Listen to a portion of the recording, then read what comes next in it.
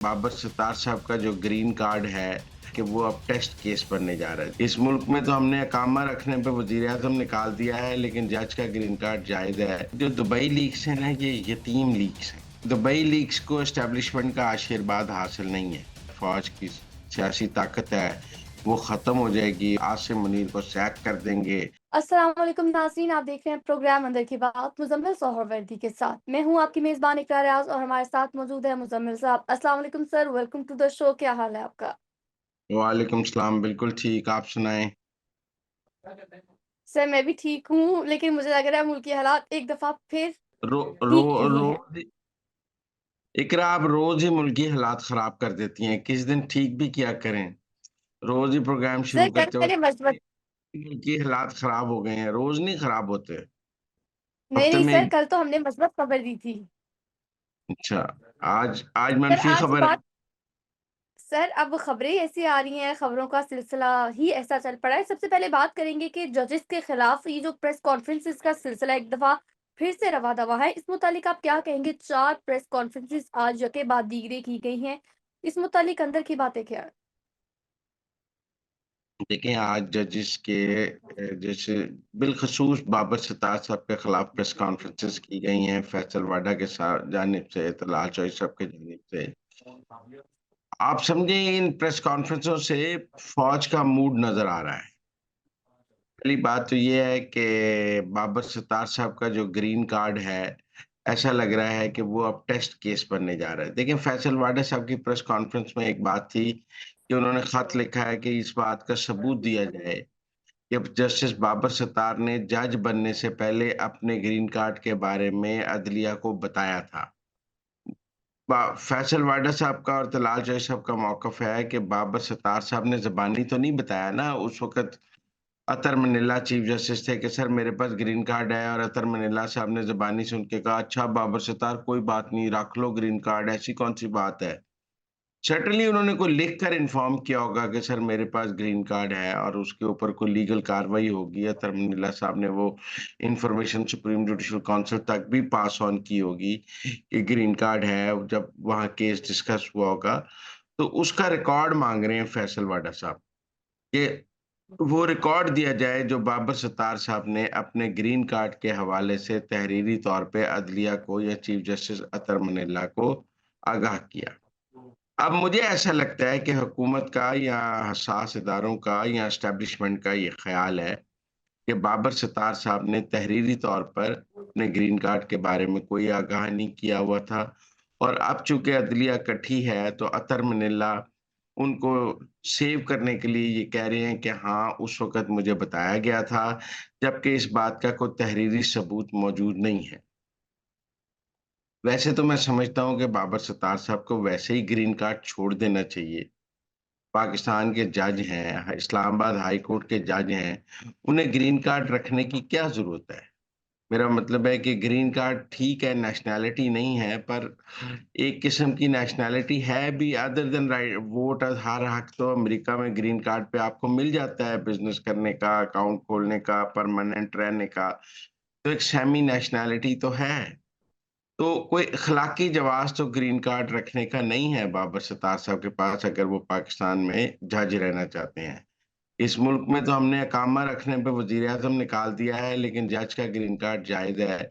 ये बात कुछ ज़्यादा समझ नहीं आती। लेकिन आज की प्रेस कॉन्फ्रेंस से ऐसा लगता है कि एस्टेब्लिशमेंट को ये अंदाज़ा है कि बाबर सत्तार साहब ने कुछ लिख कर अपने ग्रीन कार्ड के बारे में नहीं बताया हुआ, और अतर मनीला साहब के पास भी कोई कानूनी कागज़ इस हवाले से मौजूद नहीं है। अब ये देखने की बात है, फैसल वाडा साहब ने 15 दिन पहले खत लिखकर ये तफ़सीलात माँगी, उनको नहीं दी गईं, तो लिहाज़ा उन्होंने आज उस पर प्रेस कॉन्फ्रेंस कर ली। वैसे तो मतीउल्लाह जान और तलत को तौहीन अदालत के नोटिस दे दिए गए हैं अदलिया के बारे में बात करने पर, और आजकल मोहतात होके ही बात करनी पड़ती है। लेकिन क्या फैसल वाडा को भी तौहीन अदालत का नोटिस मिलेगा? ये एक मुश्किल सवाल है। ये क्या उनको इस प्रेस कॉन्फ्रेंस के जवाब में तौहीन अदालत का नोटिस मिलेगा या नहीं मिलेगा? लेकिन मैं समझता हूँ कि बाबर सत्तार साहब के ग्रीन कार्ड पर यकीनन एक सवालात जो हैं वो आज एस्टेब्लिशमेंट की तरफ से या फैसल वाडा साहब की तरफ से उठाए गए हैं।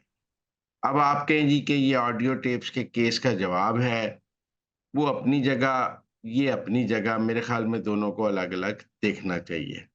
लेकिन आज जो मोहसिन कियानी साहब पर भी अटैक नज़र आया है, बाबर सत्तार साहब पर भी अटैक नज़र आया है। अब इस अटैक के नतीजे में आगे चल के ये लड़ाई किस तरफ लेती है, रुख लेती है, ये देखने की बात है। लेकिन अदलिया के ऊपर आज बाकायदा जवाब-उल-जवाब, क्योंकि जो खत से बाबर सत्तार के, वो एक मीडिया में सवालात पैदा कर रहे थे। तो अब उन खतों का जवाब किसी ने तो देना था, तो मेरे ख़्याल में वो फैसल वाडा साहब ने आकर आज वो जवाब दिए हैं। आप कह सकते हैं 190 मिलियन पाउंड में ज़मानत हो गई है, तो इस्लामाबाद हाई कोर्ट का मूड बदला-बदला नज़र आ रहा है, लेकिन मुझे ऐसा नहीं लगता। सर यहाँ पर मैं एक बात आपसे ऐड करना चाहूँगी, पूछना चाहूँगी बल्कि कि ये कहा जा रहा है कि अब ये जो प्रॉपर्टी लीक्स आया है दुबई अनलॉक के नाम से तहलका-खेज़ इंकशाफात हुए हैं। तो इसकी टाइमिंग देखी जाए, एक तरफ आज़ाद कश्मीर में एक तहरीक चलाई जाती है, जुलूस निकाले जाते हैं, फिर उसके बाद फ़ौरन ही ये प्रोपेगेंडा किया जाता है। और इसमें जो पाकिस्तान तहरीक-ए-इंसाफ के लोग हैं, अदलिया के वो जो लोग हैं, कानून साज़ लोग हैं, आइन साज़ जो लोग हैं, उनको दुबई प्रॉपर्टी में उनका कोई भी नाम नहीं है, उनको मनफ़ी कर दिया गया इस मुतालिक। तो आप क्या कहेंगे? देखिए, मेरे जो दुबई लीक्स हैं ना, ये यतीम लीक्स हैं, आप समझें। क्योंकि दुबई लीक्स को एस्टेब्लिशमेंट का आशीर्वाद हासिल नहीं है। पनामा लीक्स को एस्टेब्लिशमेंट का आशीर्वाद हासिल था। पनामा लीक्स के ज़रिए एस्टेब्लिशमेंट नवाज़ शरीफ को निकालना चाहती थी। दुबई लीक्स में ऐसा कोई नाम नहीं है जिसको टारगेट करके एस्टेब्लिशमेंट उसको निकालना चाहे। ऐसा एक भी नाम नहीं है जो एस्टेब्लिशमेंट का टारगेट हो।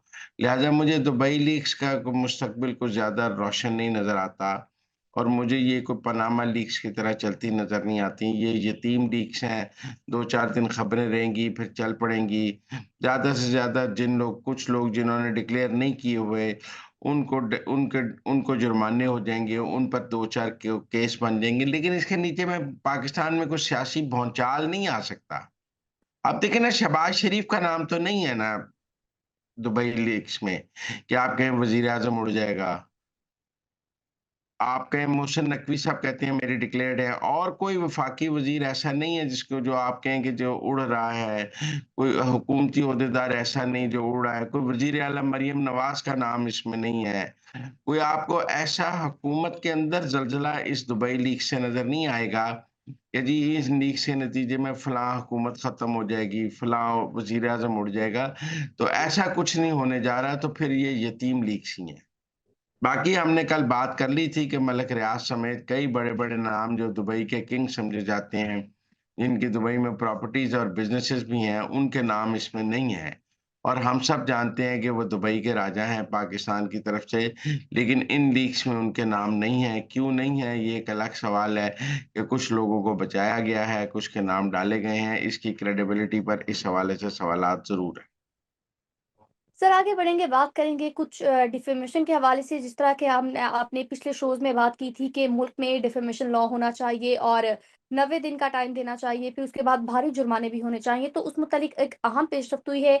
वज़ीर इत्तलात पंजाब अज़मा बुखारी की जानिब से आज प्रेस कॉन्फ्रेंस की गई। उनकी जानिब से कहा गया एक ट्रिब्यूनल बनाया जाएगा और डिफेमेशन के हवाले से अगर तो किसी पर साबित होता है ये, तो उसको 30 लाख रुपया जुर्माना भी होगा, 180 दिन का टाइम दिया जाएगा फैसला करने के लिए।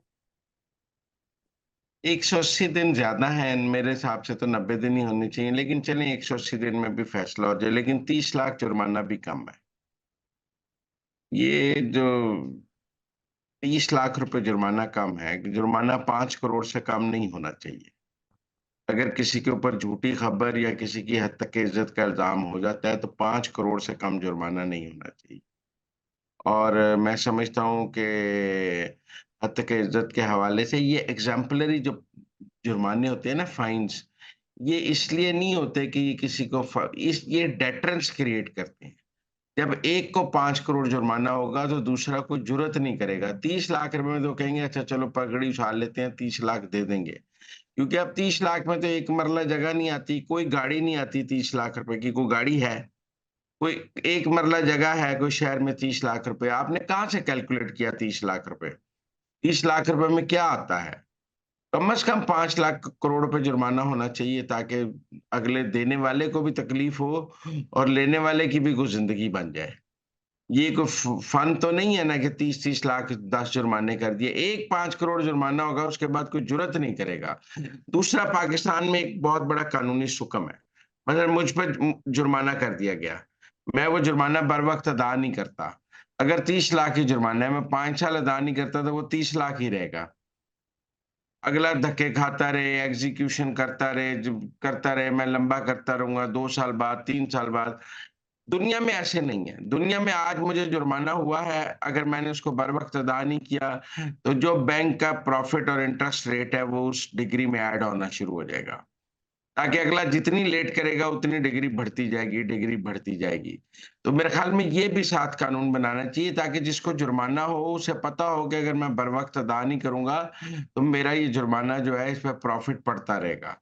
तो इसलिए बहरहाल मैं जुर्माने की रकम को बहुत कम समझता हूँ और मेरे ख़्याल में 5 करोड़ से कम जुर्माना नहीं होना चाहिए। सर, अब आगे बढ़ेंगे और कुछ बात करेंगे एक बार फिर से अदालती मामलात को लेकर ही। तो 190 मिलियन पाउंड रेफरेंस केस में बानी पीटीआई की जो ज़मानत है वो मंज़ूर हो चुकी है और अब ये ज़राए के मुताबिक चहमगोइयाँ हो रही हैं कि तमाम जो केसेज़ हैं ना, उनमें बानी पीटीआई को बहुत जल्द ज़मानत दे दी जाएगी और वो सलाखों से बाहर होंगे, अडयाला जेल में वो फिर आगे नहीं रहेंगे। इस मुतालिक आप क्या कहेंगे? अंदर की बात क्या है? बस फिर पाकिस्तान की एस्टेब्लिशमेंट जो है, वो सदर रावलपिंडी में आलू चने की रेहड़ी लगा लेगी। और उस तमाम जो फ़ौज का बयानिया है, फ़ौज की सियासी ताकत है, वो ख़त्म हो जाएगी और हम इसको यूगोस्लाविया की फ़ौज बना देंगे और हमारे इस फ़ौज का बिल्कुल सारा वज़न ही ख़त्म हो जाएगा। बल्कि ऐसा होगा कि इमरान खान साहब रिहा होंगे, सीधे वज़ीर-ए-आज़म हाउस पहुँचेंगे, हलफ़ लेंगे, आसिम मुनीर को सैक कर देंगे, शाहिद शमशाद को चीफ़ बना देंगे, आसिम मुनीर का कोर्ट मार्शल शुरू हो जाएगा, फैज़ वापस आ जाएगा। फिर कोई ऐसा मंज़रनामा आप मेरे सामने डिस्कस कर रहे हैं ना, कि जी मेरा मतलब फिर फैज़ को बहुत अहम ज़िम्मेदारी मिल जाएगी, शाहिद शमशाद को मिल जाएगी, आसिम मुनीर अडयाला जेल में जिस बैरक में इमरान खान था, वहाँ आसिम मुनीर आज भी पीटी इमरान खान के ट्विटर हैंडल से आसिम मुनीर के खिलाफ ट्वीट हुआ है। तो मेरा मतलब है ये सब कुछ हो जाएगा और आसिम मुनीर साहब कहाँ चले जाएँगे? मुझे तो नहीं समझ आती कि फिर एस्टेब्लिशमेंट कहाँ जाएगी? एस्टेब्लिशमेंट गुस्से में ज़रूर है इस वक़्त। आज की प्रेस कॉन्फ्रेंस से आपको एस्टेब्लिशमेंट का गुस्सा नहीं नज़र आ रहा है कि उनका गुस्सा अपनी जगह मौजूद है, कि वो समझ रहे हैं कि पाकिस्तान की अदलिया ने ना 9 मई के मुल्ज़मान को सज़ा दी है और ना ही वो जो है वो उनके मौक़िफ़ को समझ रही है। वो लेकिन बहरहाल मुझे नहीं नज़र आता कि जब तक पाकिस्तान की एस्टेब्लिशमेंट अपनी जगह यहाँ मौजूद है, ऐसा कुछ मुमकिन हो जाए। ये आपके सामने चौधरी परवेज़ इलाही की मिसाल मौजूद है। जज साहब ने ऑर्डर किया एसपी को कि इनको घर छोड़ के आना है। रास्ते में कहीं नहीं गायब करना। वो रास्ते से गायब सन की कर लिया जज साहब ने। तो बहरहाल एस्टेब्लिशमेंट एक हकीकत है। हमारे जो दोस्त ये क्यास-सराई कर रहे हैं, उनके ख़्याल में शायद आसिम मुनीर साहब छुट्टी पे चले गए हैं या उन्होंने इमरान खान के आगे सरेंडर कर दिया। सर, अब कल का दिन अहम समझा जा रहा है कि बानी पीटीआई जो हैं, वो एक बार फिर से लाइमलाइट पर आएँगे, मंज़र-ए-आम पर आएँगे। जो पाकिस्तान तहरीक-ए-इंसाफ के रहनुमा हैं, उनकी जानिब से ये कहा गया है कि जैसे ही पाकिस्तानी पहली झलक देखेंगे बानी पीटीआई की, तो व्यूज़ के जो जितने भी रिकॉर्ड्स हैं, वो सारे के सारे रिकॉर्ड्स टूट जाएँगे, नए रिकॉर्ड्स बनेंगे। एक तो मेरा ख़्याल है कि अदालत के प्लेटफ़ॉर्म को सियासत के लिए इस्तेमाल नहीं होना चाहिए। पाकिस्तान मैंने पहले भी कहा है कि ये हमारी पाकिस्तान की अदलिया हमें बताए कि 70 साल में किस कैदी को, किस सज़ा याफ़्ता मुजरिम को अदालत ने वीडियो लिंक के ज़रिए दलाइल देने का मौका दिया है। अगर एक भी शहरी को 70 साल में दिया है, तो आप इमरान खान को दे दें। लेकिन अगर एक भी शहरी को नहीं दिया, तो फिर इमरान खान को क्यों दे रहे हैं? ये सवाल अपनी जगह मौजूद है। ये गैर मामूली इंसाफ़ है, ये गैर मामूली सहूलतकारी है। लेकिन मेरा नहीं ख़्याल कल की जो है वो लाइव स्ट्रीमिंग होगी और कोई लाइव स्ट्रीमिंग कोई अदालत जो है वो टीवी चैनल्स को पाबंद तो नहीं कर सकती कि आप मेरी ज़रूर देखें। वो अपने फ़ेसबुक पे लाइव कर सकती है, यूट्यूब पे कर सकती है। अगर टीवी ना दिखाएँ लाइव तो वो क्या कर लेगा पीटीवी जज? मुझे नहीं लगता वो लाइव दिखाया जाएगा इमरान खान के दलाइल और लोगों का जो ये ख़्याल है अगर वो दलाइल होंगे भी तो मेरे ख़्याल में वो लाइव दिखाए नहीं जाएँगे। वो अदालत दे सुन लेगी अपनी जगह और अदालत को दलाइल चाहिए। अदालत ने कोई उसकी टीवी कवरेज का ज़िम्मेदार तो नहीं है इमरान खान की। उन्होंने तो दलाइल सुनने हैं, वो अपने सुन लें। वो लाइव चलें या ना चलें, इससे किसी को अब लाइव समात के दौरान कई दफ़ा लाइव कट खत्म हो जाता है। कोई और खबर आ जाती है। सुप्रीम कोर्ट में समाअत जारी रहती है, लेकिन चैनल्स कोई और खबर की तरफ चले जाते हैं, किसी और तरफ चले जाते हैं। तो क्या ये मुमकिन नहीं जब इमरान खान दलाइल दे रहे हों और तब टीवी पे कोई और खबरें चल रही हों? तो मेरा नहीं ख़्याल कि जो लोगों का ख़्याल है कि कल इमरान खान की तकरीर लाइव दिखाई जाएगी, मुझे ये मुमकिन नज़र नहीं आता।